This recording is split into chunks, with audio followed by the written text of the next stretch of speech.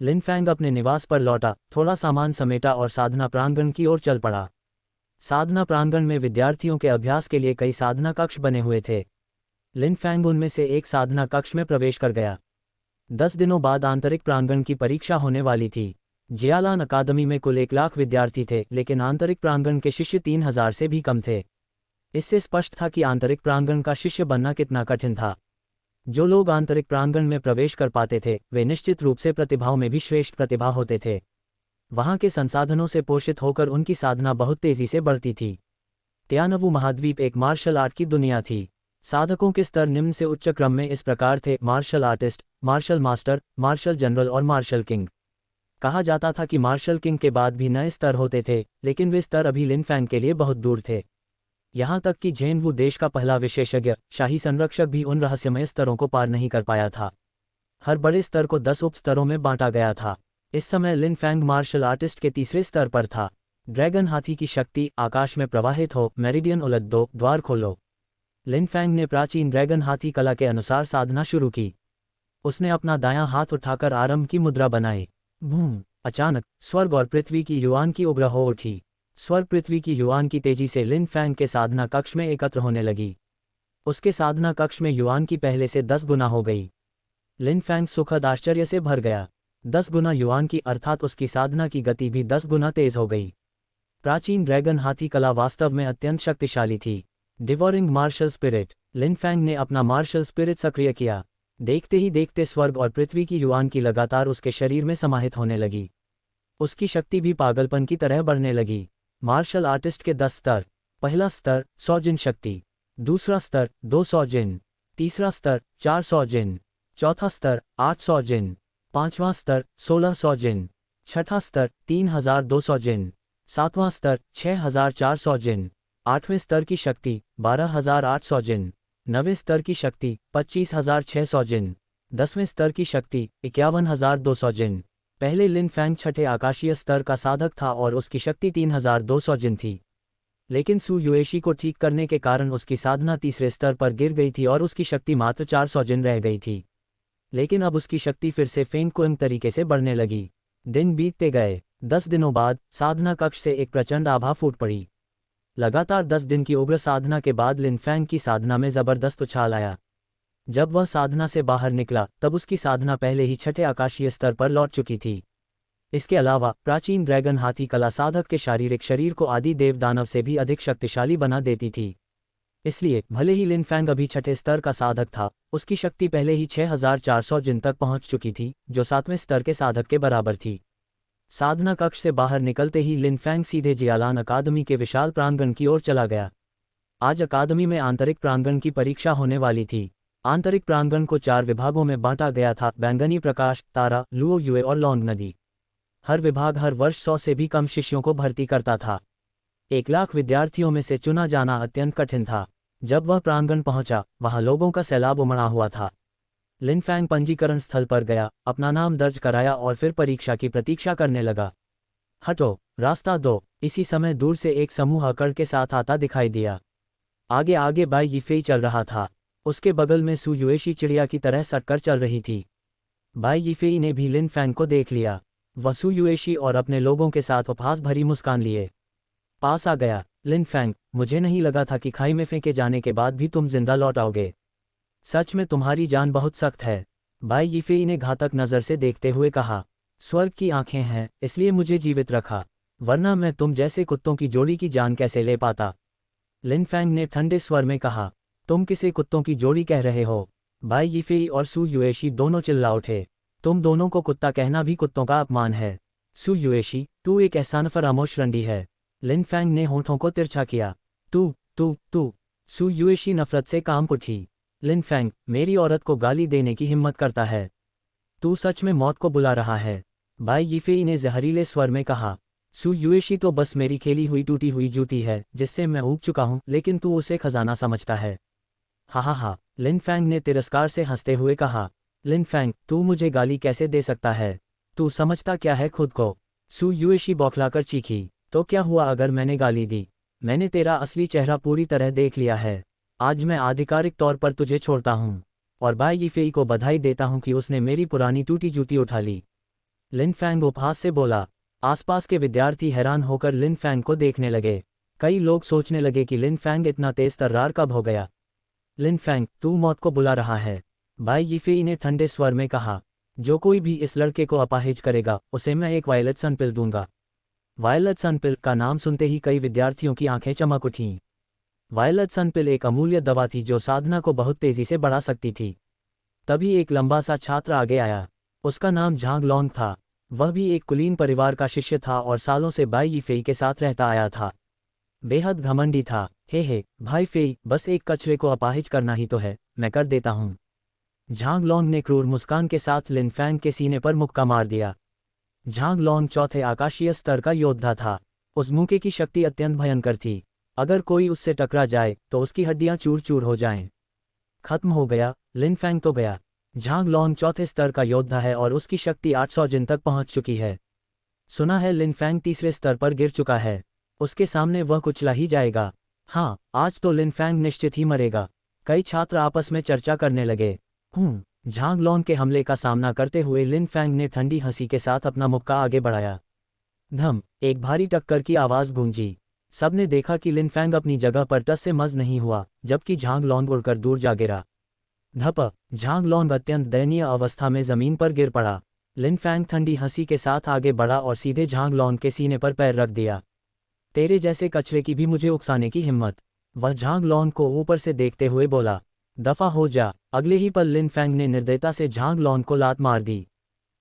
Jhang long चीखता हुआ उड़कर दूर जा गिरा। झांग लॉन्ग अपाहिज हो गया। सभी लोग स्तब्ध रह गए। वे अपनी आंखों पर विश्वास नहीं कर पा रहे थे। चारों ओर यह अफवाह फैली हुई थी कि सू युएशी का इलाज करने के बाद लिन फैंग की साधना बुरी तरह गिर गई थी और वह अग्निविष से ग्रस्त होकर आधा अपाहिज हो गया था। लेकिन अब लगता था कि ये सारी अफवाहें झूठी थीं। तुमने सच में झांग लॉन्ग को अपाहिज कर दिया। बाई यीफेई गरजा, उसकी आंखों में ठंडक थी। तेरे जैसा कचरा भी मेरे लिए मुसीबत खड़ी करने की हिम्मत करता है। तो क्या हुआ अगर मैं अपाहिज हूं? लिन फैंग ने नाक सिकोड़ते हुए कहा। रंडी, हरामजादे, बस इंतजार करो। जब मैं खाई के नीचे मर नहीं सका तो तुम्हारी किस्मत झांग लॉन्ग से बेहतर नहीं होगी। भीड़ में खड़े बहुत से लोग आपस में चर्चा करने लगे। लिन फैंग वाकई बहुत दुस्साहसी था। सू युएशी को गाली देना एक बात थी, आखिर उसका कोई बड़ा पारिवारिक आधार नहीं था और वह वास्तव में लोगों की नज़र में एक रंडी बन चुकी थी। बहुत से लोग उससे घृणा करते थे, लेकिन बाई यीफेई को हरामजादा कहना केवल उसे अपमानित करना नहीं था, बल्कि पूरे बाई परिवार को चुनौती देना था। बाई परिवार सांधारण नगर का एक बड़ा और शक्तिशाली कुल था। लिन फैंग की इस निर्भीकता से सभी सन रह गए। तू मौत को बुला रहा है। सू युएशी जहरीली नज़रों से उसे देखते हुए चीख पड़ी। लिन फैंग, तू क्या समझता है खुद को? युएशी का अपमान करने की हिम्मत कैसे की? तभी एक ठंडी फटकार सुनाई दी। सू युएशी और बाई यीफेई के दल में एक लंबा चौड़ा युवक खड़ा था। उसका नाम सू कछिंग था और वह सू युएशी का चचेरा भाई था। उसकी साधना योद्धा के 5वें स्तर पर थी और वह काफी शक्तिशाली था। सू कछिंग ने उपहास किया। लिन फैंग, तू तो बस एक छोटे से परिवार का शिष्य है। अब जब तेरी साधना गिर चुकी है और तू आधा अपाहिज बन गया है, तो क्या तू खुद को युएशी के योग्य समझता है? भाई यीफेई से तुलना कर, चाहे साधना हो या परिवार की पृष्ठभूमि, तू उससे आकाश पाताल का अंतर रखता है। क्या तू वाकई युएशी के लायक है? जाकर आईने में अपना मुंह देख। लिन फैंग ने सिर हिलाया। 1 साल पहले जब मैं अकादमी में ऊंचाइयों पर था, उसी समय सू युएशी को की विचलन हुआ था और वह इलाज के लिए मेरे पास आई थी। मुझे याद है, उस वक्त तू भी वहां था। तब तुम सबने मुझसे गिड़गिड़ा कर उस रंडी सू युएशी को बचाने की भीख मांगी थी। तब मुझे समझ नहीं आया था कि सू परिवार के लोग इतने बड़े एहसान फरामोश होते हैं। सू युएशी एक रंडी है और तू उसी रंडी का चचेरा भाई हुआ, ऐसे ही एक ही खानदान के सियार। तू मौत को बुला रहा है। सू कछिंग का चेहरा स्याह पड़ गया। वह दहाड़ता हुआ आगे बढ़ा और सीधे लिन फैंग पर टूट पड़ा। लिन फैंग, तू नकली शेखी बघाड़ने वाला कचरा। आज मैं तुझे सबक सिखाऊंगा कि कब आगे बढ़ना है और कब पीछे हटना है। बाज के 13 पंजे। सू कछिंग ने जोरदार गर्जना की। उसके दोनों हाथ बाज के पंजों जैसे मुड़ गए। Swish swish swish. लगातार 13 प्रहार लिन फैंग की ओर बढ़े। पंजों में चमक थी और ठंडीकी की धार तलवार जितनी तेज लग रही थी। यह एक मध्यम पीली श्रेणी की युद्ध कला थी।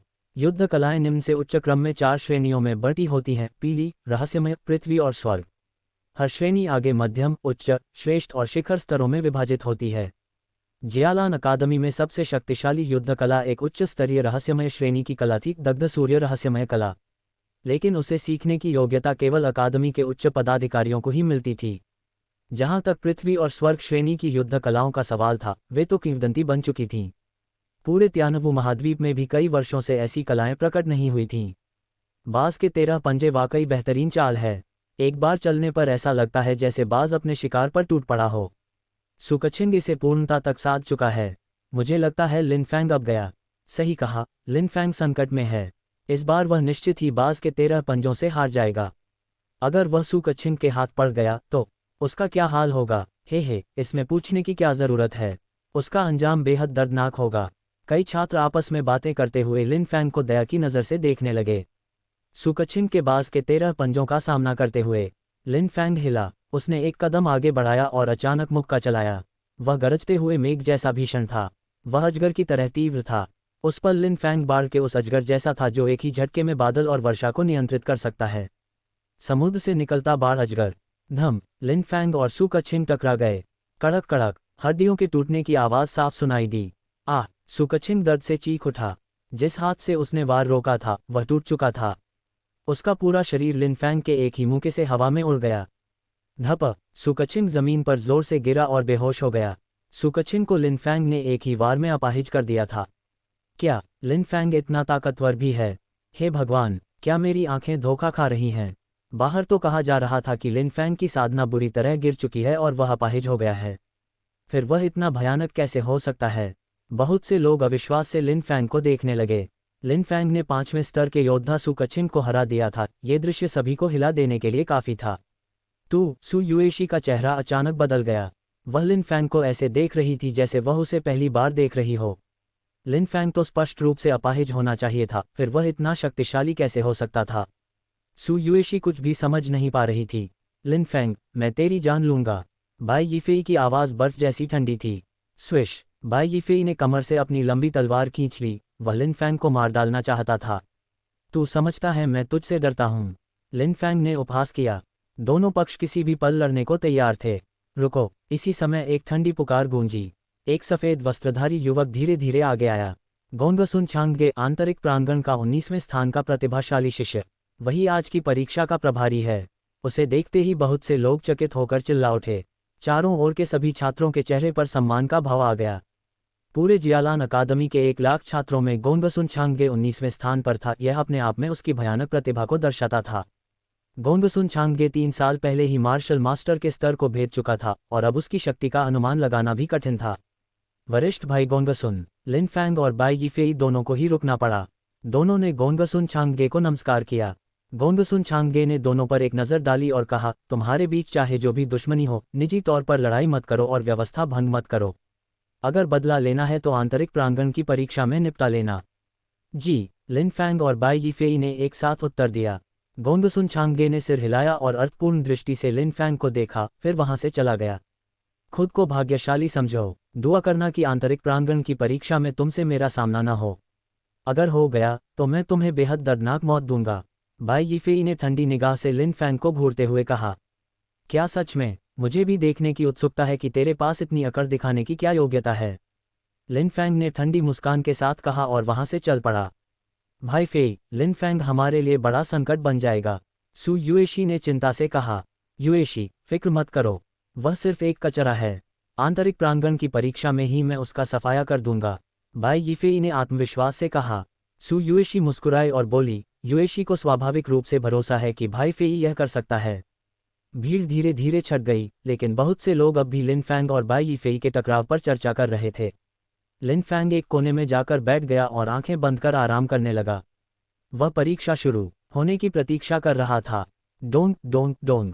अचानक पूरे प्रांगण में एक गंभीर और शक्तिशाली घंटी की आवाज़ गूंज उठी। लिन फैंग ने आंखें खोलीं और मंच की ओर देखा।